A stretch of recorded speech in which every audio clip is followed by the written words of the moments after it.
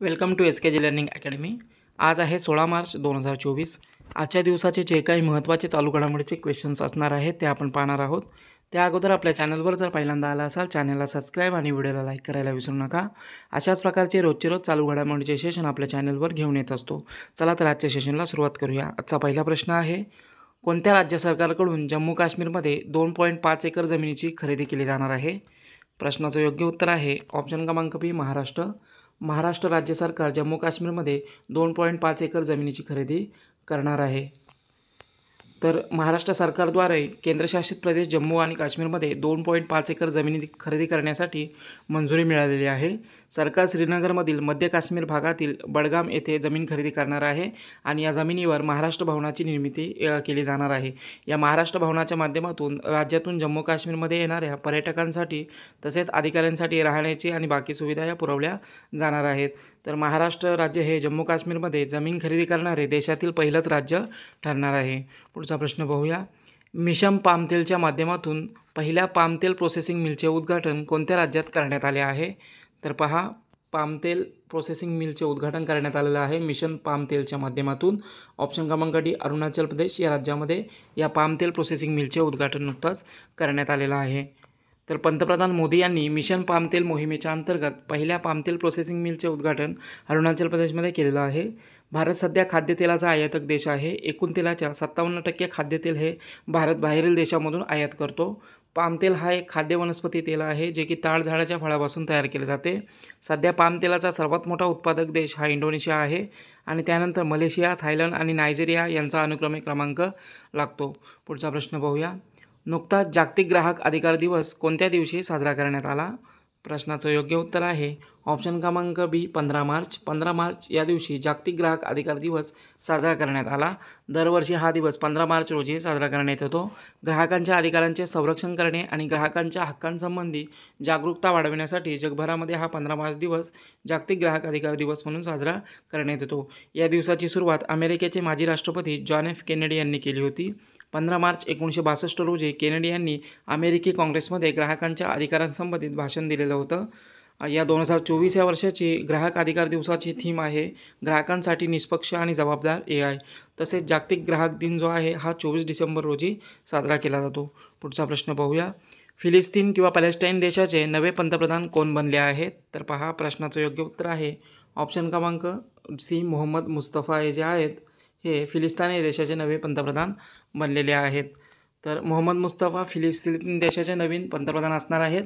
राष्ट्रपती मोहम्मद अब्बास यांनी त्यांना पंतप्रधान म्हणून नियुक्त केलेलं आहे। मोहम्मद मुस्तफा यांच्या अगोदर मोहम्मद साताय हे फिलिस्तीनचे पंतप्रधान होते। मोहम्मद साताय यांनी गाझापट्टीमध्ये सतत होणाऱ्या फिलिस्तीनियांच्यावरील हमल्यांमुळे आपल्या पदाचा राजीनामा दिलेला होता। मोहम्मद मुस्तफा यांनी 2014 गाझावर इस्रायलने केलेल्या हमल्यानंतर पुनर्निर्माणमध्ये महत्त्वाची भूमिका पार पाडलेली होती आणि आता त्यांची पंतप्रधान म्हणून नियुक्ती करण्यात आलेली आहे। तर फिलिस्तीन किंवा पॅलेस्टाईन राजधानी आहे जेरुसलेम।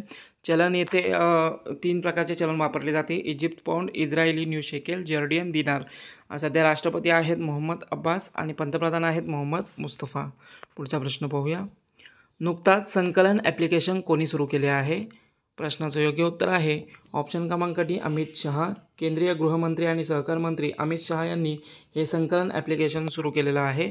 तर संकलन ॲप्लिकेशन हे एक गुन्हे प्रकरण व्यवस्थापन प्रणाली देखील त्यांनी जे आहे याचं देखील उद्घाटन केलेलं आहे आणि एक मोबाईल ॲप्लिकेशन संकलन सुरू केलेलं आहे। हे ॲप्लिकेशन जुन्या आणि नवीन आपराधिक कायद्यांमध्ये एक पूल म्हणून नवीन आपराधिक कायद्यांच्या माध्यमातून नेव्हिगेट करण्यासाठी या ॲप्लिकेशनला डिझाईन केलं गेलं आहे। तर केंद्रीय गृहमंत्री आणि सहकार मंत्री जे आहेत अमित शहा यांनी ह्या ॲप्लिकेशनचं उद्घाटन हे केलेलं आहे। पुढचा प्रश्न पाहूया। रणजी ट्रॉफी 2023-24चा किताब कोणी जिंकला आहे? तर पहा, रणजी ट्रॉफी जी आहे 2023-24चा किताब जिंकलेला आहे ऑप्शन क्रमांक डी, मुंबईच्या संघाने। मुंबई संघाने 2023-24चा रणजी ट्रॉफी जी आहे जिंकलेली आहे। तर क्रिकेट रणजी ट्रॉफी 2023-24चा अंतिम सामना मुंबई आणि विदर्भ संघ यांच्या दरम्यान झाला।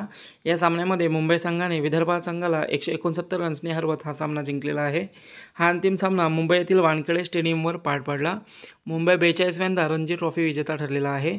मुंबई रणजी संघाचा कर्णधार होता अजिंक्य रहाणे, तर विदर्भ संघाचा कर्णधार होता अक्षय वाडकर। तर रणजी ट्रॉफी 2023-24चा प्लेअर ऑफ द टुर्नामेंट ठरलेला आहे तनुष कोटियन मुंबई संघाचा. त्यानंतर सर्वाधिक धावा केलेल्या आहेत रिकी भोई 902 आंध्र प्रदेश संघाचा खेळाडू आहे. तर सर्वाधिक विकेट या आर साई किशोर याने 53 विकेट घेतलेल्या आहेत आणि हा तामिळनाडू या संघाचा खेळाडू आहे. तर रणजी ट्रॉफीचं हे जे आहे 2023-24चं संस्करण जे आहे हे 89वे संस्करण होते. आयोजन 5 जानेवारी ते 14 मार्चपर्यंत पार पडलेलं आहे आणि रणजी ट्रॉफी जे आहे BCCIकडून आयोजित केले जाते. पुढचा प्रश्न पाहूया. भारतातील पहिल्या ऑटोमोबाईल इन प्लांट रेल्वे सायडिंग प्रकल्प कोणत्या राज्यामध्ये सुरू करण्यात आला आहे? तर पहा, या प्रश्नाचं योग्य उत्तर आहे ऑप्शन क्रमांक डी गुजरात. गुजरात राज्यामध्ये पहिल्या ऑटोमोबाईल इन प्लांट रेल्वे सायडिंग प्रकल्पाची सुरुवात ही करण्यात आलेली आहे. तर पंतप्रधान मोदी यांनी गुजरातमधील मेहसाणा जिल्ह्यामधील हंसलपूर येथील मारुती सुझुकी इंडियाच्या प्लांटमध्ये भारतातील पहिल्या ऑटोमोबाईल इन प्लांट रेल्वे सायडिंग प्रकल्पाचे उद्घाटन केलेलं आहे. मारुती सुझुकी आणि गुजरात रेल्वे इन्फ्रास्ट्रक्चर डेव्हलपमेंट G-राईड यांचा संयुक्त उपक्रम आहे हा. मारुती सुझुकीच्या मालकीची उपकंपनी Suzuki motor Gujarat private limited येथे हा प्रकल्प सुरू करण्यात आलेला आहे. लॉजिस्टिकमधील कार्बन फूटप्रिंट कमी करणे, जीवाश्म इंधनांचा वापर कमी करणे आणि रस्त्यावरील गर्दी कमी करणे हा या इन प्लांट सायडिंग प्रोजेक्टचे उद्दिष्ट आहे. पुढचा प्रश्न पाहूया. जगातील सर्वात शक्तिशाली रॉकेट स्टारशिप कोणी विकसित केला आहे? प्रश्नाचं योग्य उत्तर आहे ऑप्शन क्रमांक बी स्पेसएक्स या अंतराळ संशोधन संस्थेने स्टारशिपची जे आहे जगात सर्वात शक्तिशाली रॉकेट विकसित केलेला आहे. स्पेसएक्स ही एलॉन मस्क यांची कंपनी आहे. जगातील सर्वात शक्तिशाली रॉकेट स्टारशिप 14 मार्च 2023 रोजी संध्याकाळी 6:55 वाजता टेक्सासमधील बोका चिका येथून लॉन्च करण्यात आलेला आहे. एलॉन मस्क यांची कंपनी स्पेसएक्सने हा रॉकेट विकसित केलेला आहे. स्टारशिप स्पेसक्राफ्ट आणि सुपर हेवी रॉकेट मिळून हे स्टारशिप रॉकेट बनवण्यात आलेलं आहे. या रॉकेटची उंची जी आहे 397 फूट इतकी आहे. तसेच हे रॉकेट पूर्णपणे रियुजेबल आणि 150 टन वजन घेऊन जाण्यासाठी सक्षम आहे. स्टारशिप सिस्टीम 100 लोकांना एकसाथ मंगळ ग्रहावर देखील घेऊन जाण्यासाठी सक्षम आहे. तर स्पेसएक्स कंपनी स्थापना झालेली आहे 2002 मध्ये आणि याचे संस्थापक आहेत एलन मस्क. पुढचा प्रश्न पाहूया.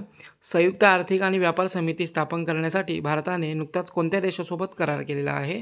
प्रश्नाचं योग्य उत्तर आहे ऑप्शन क्रमांक सी डोमिनिकन रिपब्लिक हा जो देश आहे या देशासोबत भारताने नुकताच संयुक्त आर्थिक आणि व्यापार समिती स्थापन करण्यासाठी करार हा केलेला आहे. तर भारताने संयुक्त आर्थिक आणि व्यापार समिती जेटको स्थापन करण्यासाठी प्रोटोकॉलवरती स्वाक्षरीही केलेली आहे. केंद्रीय मंत्रिमंडळाने 24 जानेवारी 2024 रोजी या संयुक्त आर्थिक आणि व्यापार समिती स्थापनेसाठीचा जो प्रोटोकॉल आहे यावर स्वाक्षरी करण्याच्या प्रस्तावाला मंजुरीही दिलेली होती. तो डोमिनिकन रिपब्लिक हा एक कॅरिबियन देश आहे. या देशाची राजधानी आहे सांटो डोमिंगो. चलन आहे डोमिनिकन पेसो आणि सध्या डोमिनिकन रिपब्लिकचे राष्ट्रपती आहेत लुईस अबिनाडर. पुढचा प्रश्न पाहूया. दिल्ली ग्रामोदय प्रकल्पाचे उद्घाटन खालीलपैकी कोणी केले आहे? प्रश्नाचं योग्य उत्तर आहे ऑप्शन क्रमांक डी अमित शहा. अमित शहा यांनी या दिल्ली ग्रामोदय प्रकल्पाचे उद्घाटन केलेलं आहे.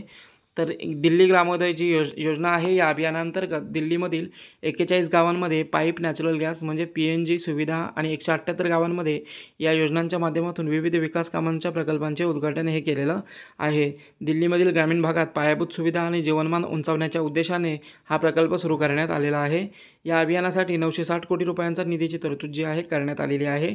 इंद्रप्रस्थ गॅस लिमिटेडच्या माध्यमातून 20 कोटी रुपये खर्च करून 41 गावांमध्ये PNG पुरवठा सुरू करण्यात आलेला आहे. पुढचा प्रश्न पाहूया. निंगल नालामा योजना कोणत्या राज्य सरकारने सुरू केली आहे?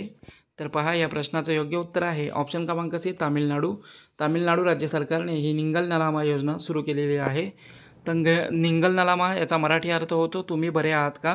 तर तामिळनाडू राज्य सरकारची ही योजना आहे निंगल नालामा. प्रमुख योजनांच्या अंमलबजावणीचा आढावा घेणे आणि सार्वजनिक तक्रारींचे निवारण करणे या उद्देशाने ही योजना सुरू करण्यात आलेली आहे. निंगल नालामा योजनेच्या माध्यमातून लोकांची सरकारी योजनांसंबंधित काही अडथळे असल्यास ते दूर करण्यासाठी ते संपर्क साधला जाणार आहे. तर तामिळनाडू राज्य सरकारने सुरू केलेली योजना आहे. तामिळनाडू राजधानी आहे चेन्नई. मुख्यमंत्री आहेत MK स्टॅलिन आणि राज्यपाल आहेत RN रवी. पुढचा प्रश्न पाहूया. नुकताच इंडिया ओव्हरसीज बँकेचे कार्यकारी संचालक म्हणून कोणाची नियुक्ती करण्यात आली आहे? प्रश्नाचं योग्य उत्तर आहे ऑप्शन क्रमांक सी धनराज टी जे आहेत यांची नुकताच इंडिया ओव्हरसीज बँकेचे कार्यकारी संचालक म्हणून नियुक्तीही करण्यात आलेली आहे. तर धनराज टी इंडियन ओव्हरसीज बँकेचे नवे कार्यकारी संचालक असणार आहेत. पुढील 3 वर्षाकरता त्यांची नियुक्ती करण्यात आलेली आहे. यापूर्वी त्यांनी इंडियन बँकेचे मुख्य महाव्यवस्थापक म्हणून देखील काम पाहिलेलं आहे. तर इंडियन ओव्हरसीज बँक या बँकेची स्थापना झालेली आहे 10 फेब्रुवारी 1937 मध्ये. मुख्यालय आहे चेन्नई या ठिकाणी. MD आणि CEO आहेत अजय श्रीवास्तव. तर हे होते आजच्या दिवसाचे काही महत्त्वाचे चालू घडामोडीचे क्वेश्चन्स. सेशन कसा वाटला कमेंटद्वारे कळवा.